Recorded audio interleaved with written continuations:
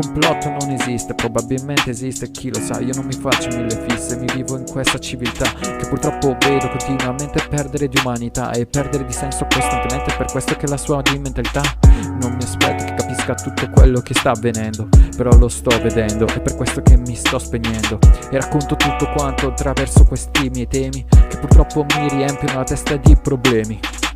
Non vorrei, ma ci sono anch'io, zio.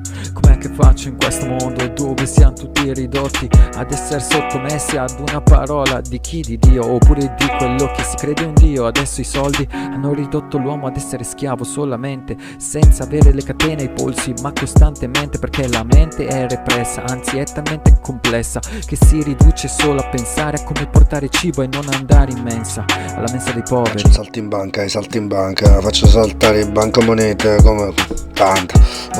Saltare la rete, arrivi tra i fatti, vedo di fatti, di fare un infarto sopra il 4/4. Quindi Stato, che è lo stato di mafia e mafia Stato. E questo è stato il risultato. E che ci hanno lobotomizzato con varie cose come la televisione che ascoltato, videogioco che gioca tra la musica che ascoltato. È tutto infettato. Ci sono i messaggi del New World Order, come modificare e dare un privilegio alla violenza, al bullismo, alla gente che può.